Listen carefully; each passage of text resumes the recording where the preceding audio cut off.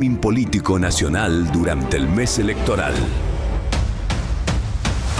21 millones de visualizaciones que ponen al Destape como el principal medio de referencia política en el mes más caliente del año.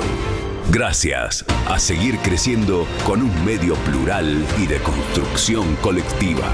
El Destape, cada vez más grande.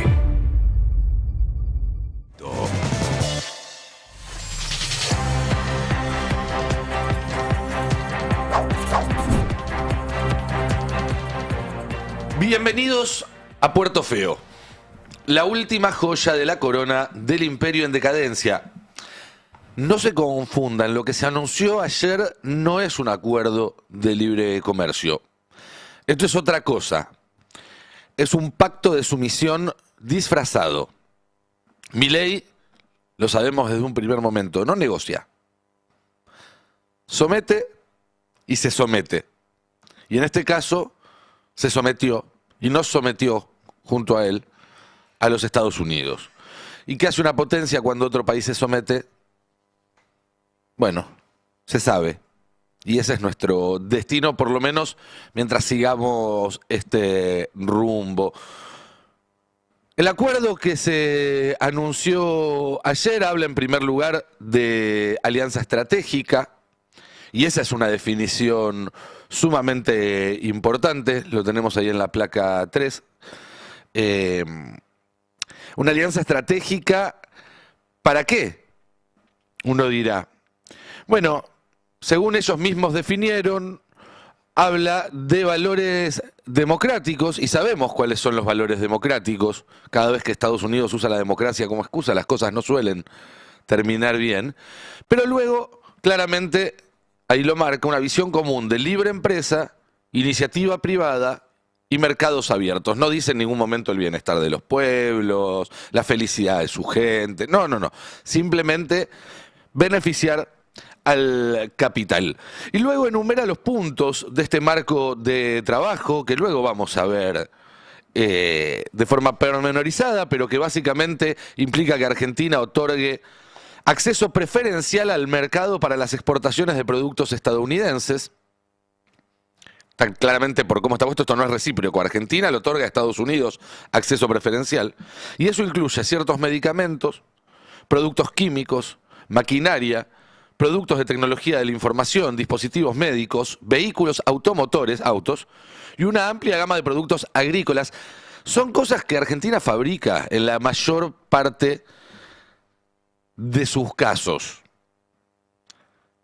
Y que, bueno, tendrán que competir ahora con lo que venga sin aranceles y con acceso preferencial de Estados Unidos. El reconocimiento de la ambiciosa agenda de reformas de Argentina y sus compromisos comerciales, es decir, casi como una gracia a cambio o en reconocimiento de lo que Argentina da, sigue el texto del acuerdo, y de conformidad con el cumplimiento por parte de Argentina de los requisitos pertinentes de seguridad económica y de la cadena de suministro, Estados Unidos eliminará aranceles recíprocos sobre ciertos recursos naturales no disponibles, es decir, lo que Estados Unidos le quería comprar a Argentina de todas formas, las tierras raras, etcétera, y artículos no patentados para su uso en aplicaciones farmacéuticas. Esto es algo muy tangencial y que seguramente tiene que ver con el negocio particular de algún interesado en la redacción de este acuerdo.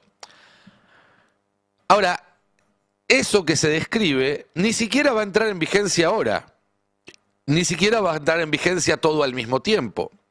Primero se tienen que ajustar un montón de cuestiones técnicas, y una vez que sucede eso, es el propio Trump el que va a ir decidiendo cuándo entra en vigencia cada tramo del marco de trabajo en cada caso. Es decir, te puede decir, bueno, te habilito ahora la parte que hace que nosotros les podamos vender autos, pero todavía no la que hace que ustedes nos puedan vender carne, por poner un ejemplo. Y el hecho de que esto dependa enteramente de la decisión política de Trump y de que el timing de esto dependa enteramente de la decisión política de Trump es muy importante, porque Trump decidió también anunciar esto ayer y no antes. Miren, esto lo escribió Román Lechman desde Washington, probablemente el periodista para medios argentinos con mejor información de lo que pasa dentro de la Casa Blanca y además que escribe para Infobae, que es un medio que tiene vínculos muy cercanos con los intereses del gobierno de Estados Unidos. Y Lehman nos cuenta que el acuerdo comercial ya estaba cerrado hace 3 meses y que el anuncio formal dependía de los tiempos políticos de Trump. Durante la reunión que compartieron en la Casa Blanca, Trump prometió a Milei que anunciaría el acuerdo en los próximos días, pero eso no ocurrió. Nada cambió del texto que se había consensuado. Simplemente el presidente de Estados Unidos manejaba los tiempos y por eso tuvieron que esperar. La pregunta que cabe hacerse cuando sabemos que Trump decide cuándo hacer este anuncio en función de sus propias necesidades políticas es ¿por qué ahora? Y para responder esa pregunta, primero hay que entender cómo se anuncia esto. Ayer la Casa Blanca no firmó solamente el acuerdo con Argentina, por más que a Milei le digan todo el tiempo que él es un niño especial. No es. Estados Unidos ayer firmó 4 acuerdos, y así figura, de hecho, en la página oficial de la Casa Blanca, con el mismo título prácticamente, ¿no? Un acuerdo un marco de trabajo con Estados Unidos con El Salvador, un marco de trabajo con Estados Unidos con Ecuador, un marco de trabajo de Estados Unidos con Guatemala y un marco de trabajo de Estados Unidos con Argentina. Y el mismo día que anuncia acuerdos con El Salvador, Ecuador, Guatemala y Argentina, también anunció formalmente que Estados Unidos va a intervenir con sus Fuerzas Armadas en territorio sudamericano. Este es un tuit del secretario de Guerra, Pete Hegseth, que dice: el presidente Trump ordenó actuar y el Departamento de Guerra está cumpliendo. Hoy anunció la operación Lanza del Sur. Dirigida por la Fuerza de Tarea Conjunta Lanza del Sur y el Comando Sur, esta misión defiende nuestra patria, expulsa a los narcoterroristas de nuestro hemisferio y la protege de las drogas que están matando a nuestra gente. El hemisferio occidental es la vecindad de Estados Unidos y la protegeremos. Recordemos que la droga que le preocupa hoy en día a la sociedad norteamericana es el fentanilo, que no viene de América Latina, viene de Asia. Esto es toda una excusa. Y básicamente lo que hizo ayer Estados Unidos es trazar una línea. Al anunciar esos 4 acuerdos, El Salvador, Guatemala, Argentina y Ecuador, está diciendo: estos son mis socios en esta operación militar que estamos por lanzar. Cada vez que Estados Unidos hace algo así, busca coaliciones locales que lo respalden. ¿Se acuerdan cuando fue, por ejemplo, en 2003, en Medio Oriente, que empezaron diciendo que era por las armas de destrucción masiva, que no existían, de la misma manera que no existe el fentanilo en América Latina, y armaron una coalición de socios locales para actuar? Bueno, somos parte de esa coalición de socios locales con la que Estados Unidos va a actuar militarmente en territorio sudamericano. ¿Contra quiénes? Bueno, primero contra Maduro, eso ya está claro, no cabe ninguna duda. Pero la narrativa ya apunta contra Petro, la narrativa ya apunta contra Lula. ¿Se acuerdan de la batalla campal en Río de Janeiro hace 2 o 3 semanas? Y todos los pedidos de los Bolsonaro para que Estados Unidos también mande sus portaaviones y sus aviones y demás para luchar contra el narco ahí. Bueno, les recuerdo que pasaron casi un cuarto de siglo desde que Estados Unidos se metió en Medio Oriente y todavía no sabe cómo deshacer el quilombo que se armó. Y el otro día, Bessent, cuando le preguntaron por el pacto con la Argentina, decía claramente lo que iba a pasar. ¿Cómo es esto bueno para los estadounidenses? Dice: genial, porque estamos recuperando América Latina a través de nuestro liderazgo económico allí. No habrá balas. Es decir, para los que no se alinean, Venezuela, Colombia, Brasil, hay balas. Para los que se alinean, la Argentina, El Salvador, Ecuador, pronto, seguramente Bolivia, pronto, depende cómo salga el resultado de la elección, también quizás Chile. Con esos, entonces, estos acuerdos económicos. Pero ojo, porque cuando Estados Unidos arma estas coaliciones pide cosas a cambio siempre. Y digo yo, no sea cosa que los F-16, esos avioncitos que Petri y Milei están contando los días para que lleguen, tienen, entras a la cuenta de X de Petri y está el contador que dice faltan tantos días para que lleguen. Y ayer se sacaron, justo ayer de todos los días, una foto, Petri con Milei, trabajando en Olivos, ajustando los preparativos para la llegada de los F-16. ¿Por qué el día que se está firmando un acuerdo tan importante en términos comerciales, Milei está ocupado con cuestiones militares? ¿No lo podía hablar mañana? ¿No lo podría hablar la semana que viene? ¿O tendrá que ver una cosa con la otra? Digo, no sea cosa que terminamos usando esos aviones contra otros países de América Latina. La Fuerza Aérea Argentina ya tiene un récord trágico, que es haber tenido su bautismo de fuego contra su propia población, bombardeando la Plaza de Mayo. Bueno, no sea cosa que en esta nueva etapa no tenga un bautismo de fuego bombardeando países hermanos, países vecinos, países que deberían ser socios y nunca enemigos. Miren, hubo algo que pasó desapercibido. Hace unos días fue la cumbre entre la CELAC y la Unión Europea. La CELAC es la organización que reúne a todos los países de América, desde México para abajo. Deja fuera solamente Estados Unidos y Canadá, todo América Latina. Se reunieron con la Unión Europea, todo Europa. Fue una reunión en Santa Marta, en Colombia, estuvo el presidente de España, hubo mandatarios importantes de toda la región, estuvo Lula. Milei envió un delegado de tercera línea y se negó a firmar algunos pasajes del acuerdo de consenso. Todos los acuerdos de la CELAC salen por consenso. ¿Por qué se negó a firmarlos? Bueno, porque básicamente van en contra de la posición de Washington y Argentina en lo que el experto en relaciones internacionales, Bernabé Malacalza, llama un proceso de desautonomización, es dejar de tener autonomía para pasar a depender de otro.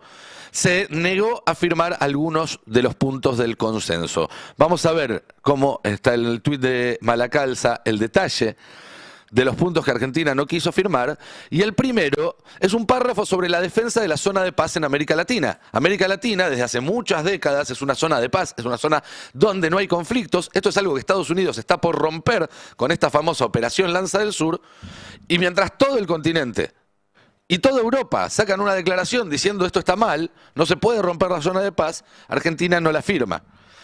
Tampoco firma la declaración para favorecer el proceso de paz en Gaza, la regulación de la inteligencia artificial, la lucha contra discursos de odio y todas las menciones de la palabra género, por si había alguna duda de cuál era la línea política que marca el camino de la diplomacia argentina alineada con Washington.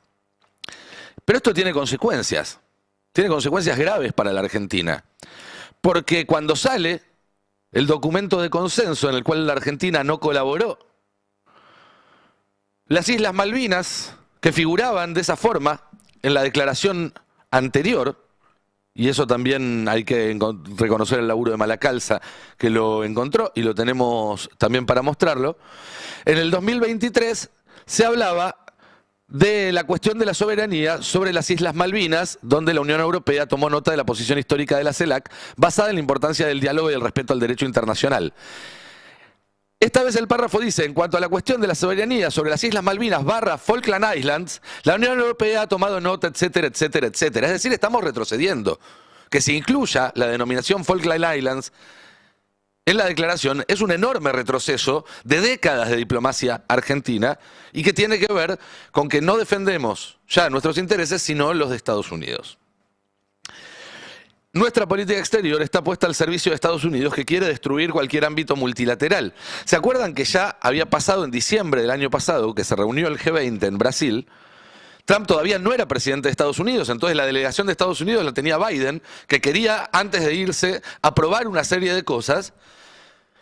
Y Milei, que estaba en Mar-a-Lago, que estaba en la residencia de Trump, por teléfono daba órdenes al equipo diplomático argentino para que metiera palos en la rueda. Esto es algo que contaron en su momento diplomáticos brasileños, diplomáticos de otros países del G20. Hay notas en la prensa mundial contándolo. Bueno, ahora Milei no va a ir al G20 también por pedido de Trump.